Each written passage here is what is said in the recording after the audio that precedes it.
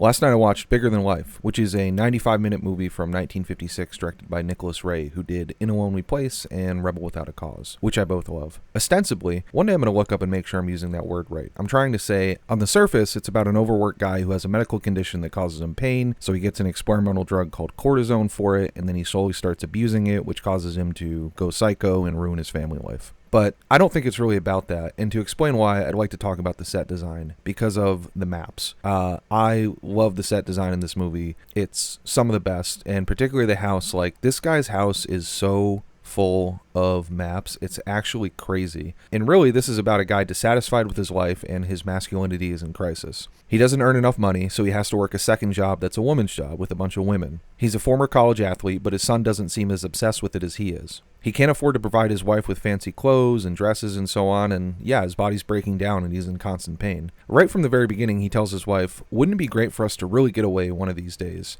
And to me, the maps are a thing of the whole. The call is coming from inside the house. The cortisone may be the catalyst, but this guy was ready to snap. I mean, look at some of the paintings his students are making, for instance. Good lord.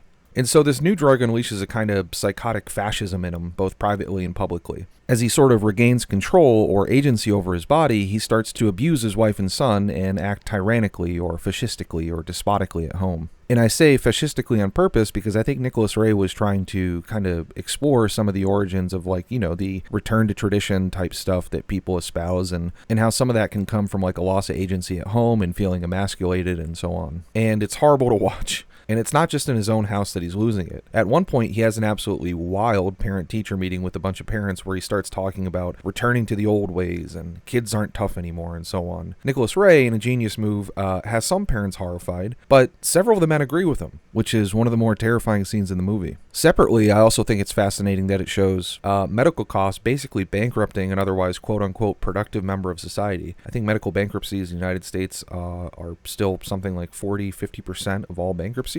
And so, yeah, it's like fascinating to watch a movie from the Leave It to Beaver 50s basically show a normal public school teacher guy just getting fucked. And so I said 4.5, which for me is what I call a near masterpiece, like something that almost got there, but maybe didn't quite. I don't know. Probably is a 5 because a lot of the scenes are going to haunt me forever. The ending sequences are so brutal to watch. The parts where it gets horrifying because it's like so in the house, it's like, I don't know, it's like watching a close family member run with a knife in their hand. It's just like got that kind of hair-raising horror to it that is I love and I hate. But yeah, I don't want to spoil it, so I'll link to my Letterboxd review if you want to read my thoughts on the ending.